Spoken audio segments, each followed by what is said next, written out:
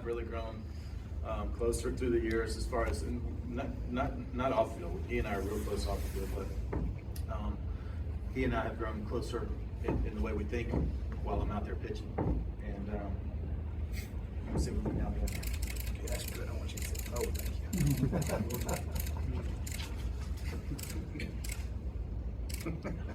Thank you. But he and I are really starting to mesh out there, and actually he and Kiz have both done great jobs for me. I'm a little sad that my buddy Yachty couldn't be here tonight, but you know what, I was glad I got to pitch to Willson. He did an incredible job, and he's had some really big hits for us down the second half. I mean, he's gotten comfortable here. I think he was pressing a little early. Probably wanted to make such a good impression that he was pressing a little bit. I think he'd tell you that. But the more comfortable he's got wearing the birds on the bat and in our clubhouse, and guys being able to talk to him, and he's really done a great job. I'm so glad he's here.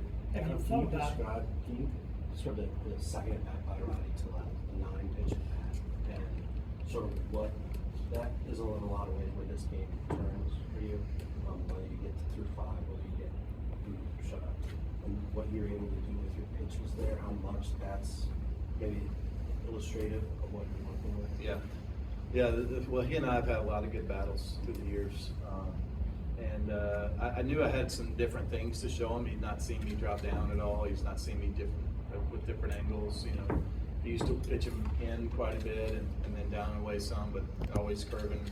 But and see, we can talk about scouting reports now because I don't even care anymore. I'll never face Rowdy Tellez again. I've waited since 2005 to ask that. Yeah. So, but I knew I was kind of working this little 4-seam cutter down the way to him, going back to the plate, and I'd already thrown that a couple of times to him. I got him out the time before with his striking out on 3-2 count, and I knew if I threw one that started down the same tunnel and then sank away from him, I'd have a good chance to get him out there with how many pitches he'd seen, and I had him in swing mode. So I love that.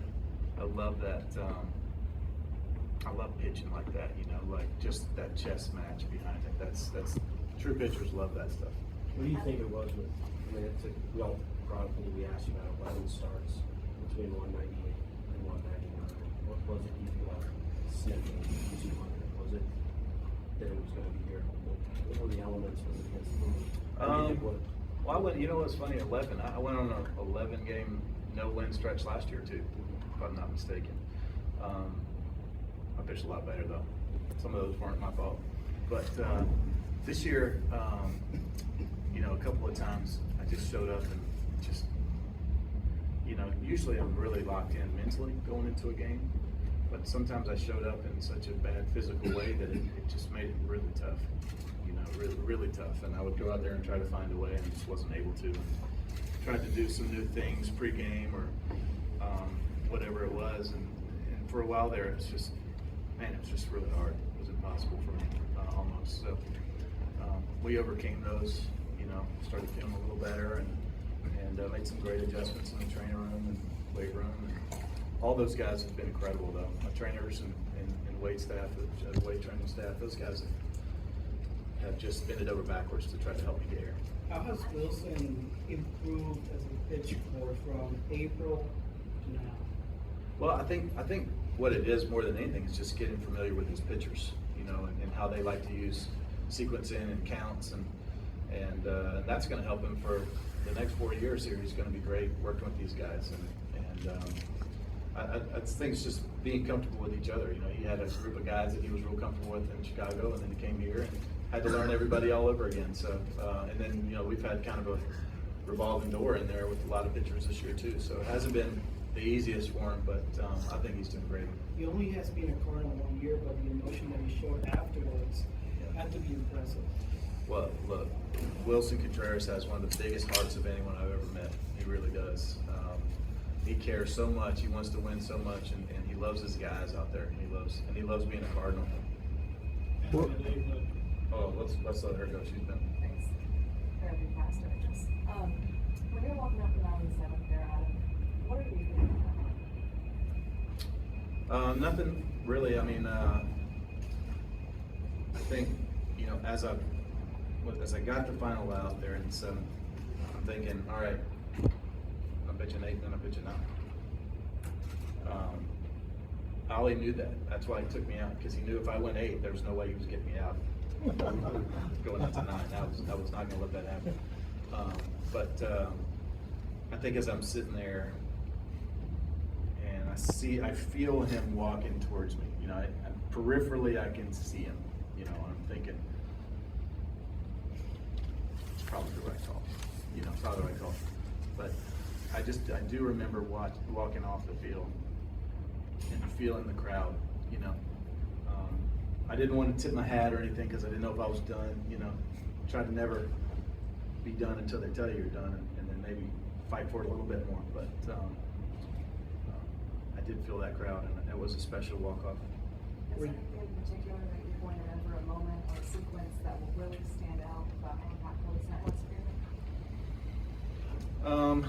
Well, I mean, the first thing when Ollie left me in the game there in the 7th, he came out and leaving me in, and just leaving me in that moment. I'll remember that forever. But also, coming, you know, as soon as the 3rd out was made in the 9th, I owed Jason Shutt and Adam Wilson, the 2 guys in the training room that have absolutely helped me, you know, beyond measure. And then going down in the tunnel and seeing the guys, yeah, I'll never forget that. So you were in the training room for the last hour?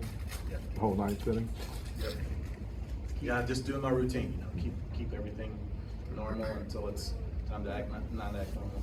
You talked before about when you're in there, you can hear the fireworks before you see the play. Sometimes you can hear the rumble on the ceiling, you know, when you're inside, and there's a delay on the TVs. And when you're inside and somebody makes a big hit or a great pitch, you can feel the crowd. You're like, all right, something good happened. What was it? So was that way tonight? Yeah, I heard a little rumble, and then I'm going, is that it? You know, you're hoping that's not like somebody hit one in the gap and somebody dove and almost caught it, or, you know, but it was, and Ryan did a great job. Also did a great job. When you have a career-defining moment like you had in '06, you said that sometimes that's a blessing and a curse because you're constantly trying to top that moment. Say that again, sorry. In '06, you have a career-defining moment, but sometimes that's a blessing and a curse, was your words, I believe. Does this top, because you're always trying to chase that high again and top Yeah. that moment, does this compare? Yeah, it compares. I'd never call it a curse, but definitely kind of, you know, that first year I thought, oh gosh, we're just gonna win the World Series every year and I'll close it out. It's gonna be great, you know. Do this 20 times and we'll call it a career, you know. And that's just so much harder to win than I knew. But that was an incredible moment. I mean, the Beltran moment is something that I get asked about probably more than closing out the World Series. But tonight, for me, this is tied for first. Yeah.